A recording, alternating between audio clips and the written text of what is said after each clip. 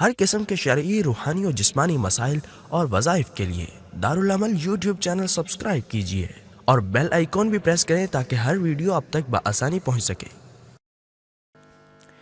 اور حضرت عائشہ رضی اللہ تعالی عنہ پر بھی جادو ہوا ہے۔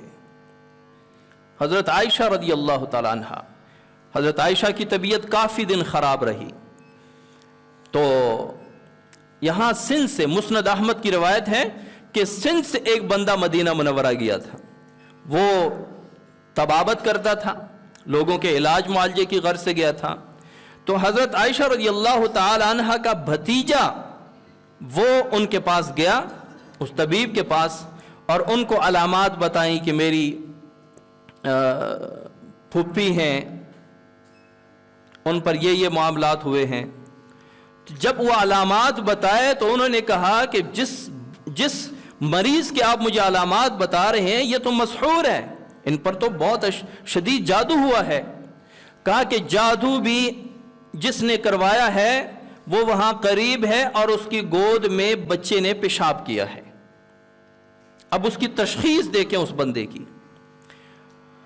تو بھتیجا آیا، حضرت عائشہ رضی اللہ تعالی لے گئے تھے وہاں پہ اس طبیب کے پاس، تو انہوں نے فوراً کہا کہ جاؤ میری وہ لونڈی کو دیکھاؤ۔ لونڈی پڑوسیوں کے گھر میں تھی اور لڑکے کو بھیجا کہ آؤ میری لونڈی کو بلاؤ۔ تو جب ان کے پاس گئے تو انہوں نے واپس لڑکے کو کہا کہ میرے گود میں بچے نے پیشاب کیا ہے، میں ذرا یہ صاف کر کے آ رہی ہوں۔ تو حضرت عائشہ رضی اللہ تعالیٰ عنہ کو بلایا اور ان سے پوچھا کہ بھئی آپ نے کیوں کیا میرے اوپر یہ؟ لونڈی تھی حضرت عائشہ کی، باندھی تھی۔ تو انہوں نے کہا کہ آپ نے مجھے مدبرہ بنایا تھا۔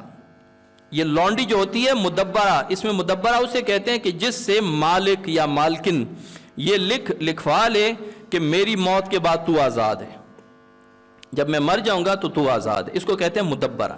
مکاتبہ اسے کہتے ہیں کہ جس کے ساتھ یہ لکھا جائے کہ اتنے پیسے مجھے کہیں سے بھی لا کر دے دے تو بس تو آزاد ہے۔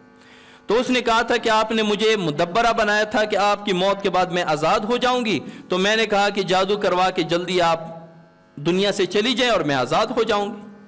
تو حضرت عائشہ رضی اللہ تعالیٰ عنہ کو اس پر غصہ آیا اور فرمایا کہ جاؤ اس لونڈی کو ایسے مالک کے ہاتھ فروخت کراؤ جو لونڈیوں کے ساتھ بہت سختی کرتا ہو، اور اس کے پیسوں کے بدلے کوئی دوسری لونڈی، دوسری باندھی خرید لاؤ۔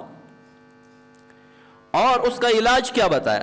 علاج بتایا کہ 3 کھوؤں کا پانی لے کر جیسے کیسے بھی ہوں، آپ اٹھ سکتی ہیں نہیں اٹھ سکتی، بستر پر 3 کھوؤں کا پانی لے کر اس سے آپ غسل کریں، پورے جسم پہ اس کو بہائیں تو یہ اثرات ختم ہو جائیں گے۔ تو حضرت عائشہ رضی اللہ تعالیٰ عنہ نے فوراً بھیجا کسی کو، وہ 3 کھوؤں کا پانی لائے اور اس پانی کو اپنے اوپر بہایا تو وہ سارے اثرات ختم ہو گئے، طبیعت حشاش بشاش ہو گئی، طبیعت بحال ہو گئی۔ اب اس واقعے میں 2 چیزیں ہیں۔ ایک تو یہ کہ علامات سے پتہ چل جاتا ہے کہ یہ جسمانی مریض ہے، جناتی مریض ہے یا جادو کی لپیٹ میں ہے، اس نے جیسے علامات سنے۔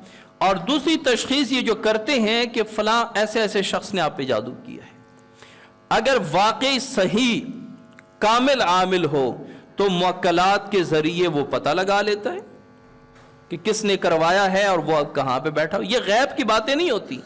یہ جس طرح میں یہاں فون کرتا ہوں کسی کو کہ کہاں پہنچے، وہ کہتا ہے کہ میں لاہور میں ہوں، تو میں آپ کو کہوں کہ وہ لاہور میں ہے تو آپ کہیں گے آپ یہاں بیٹھے ہمیں بتا رہے ہیں۔ اور بھئی اسباب کو اختیار کر کے بتا رہا ہوں، اسباب کو اختیار کر کے کوئی خبر دینا یہ غیب نہیں ہوتا، یہ غیب کی خبر نہیں ہوا کرتی۔ تو ایک تو ان کی تشخیص اتنی پکی تھی، دوسرا جادو، جنات، نظر بد، حسد یا جسمانی امراض کے جو علاج آج کل بے دریغ ہیں، بہت زیادہ ہیں۔ تو اس میں بعض لوگ کہتے ہیں کہ بھئی نبی کریم صلی اللہ علیہ وسلم نے تو معوذتین سے اپنے جادو کا علاج کروایا، اور آج کل کے عامل جو ہیں کسی کو کنویں کے پانی سے نہلا رہے ہیں، کسی کو بیری کے پتے سے نہلا رہے ہیں۔ تو بھئی اگر تو معوذتین کے علاوہ کوئی دوسرا علاج جائز نہ ہوتا تو اسی وقت حضرت عائشہ رضی اللہ تعالیٰ عنہ کہتی کہ آپ صلی اللہ علیہ وسلم نے اپنا علاج معوذتین سے کیا، میں کنویں کے پانی سے نہاتی پھروں، میں نے بھی اسی طرح علاج کرنا ہے۔ تو حضرت عائشہ نے ان کی تشخیص پہ بھی عمل کیا اور ان کے کہے ہوئے علاج سے بھی علاج کو بھی اپنایا، وہ جادو کی تاثیر ختم ہو گئی۔ تو یہ حضرت عائشہ رضی اللہ تعالیٰ عنہ پہ بھی ہوا تھا اور اپنی لونڈی نے کروایا تھا۔ یہ جو اپنے ہوتے ہیں نا، گھر کو آگ لگ گئی گھر کے چراغ سے، تو اکثر ایسے ہوتا ہے، کوئی مزدور آ رہا ہے گھر میں، کوئی نوکر ہے، نوکرانی ہے، یہ جو چیزیں بیچنے والے گھر میں آ جاتے ہیں، یہ چوریاں ہوتی ہیں، دن کے وقت وہ آتی ہے گھر میں بیٹھی ہوتی ہیں اور سارا نظارہ کر کے واپس جاتی ہیں، رات کو چور آ جاتے ہیں۔ تو لبید بن عاصم نے جس بندے کے ذریعے وہ بال نکلوائے تھے وہ بھی تو آتا جاتا تھا، آپ صلی اللہ علیہ وسلم کی کھنگی اور بال اسے کیسے ملے تھے؟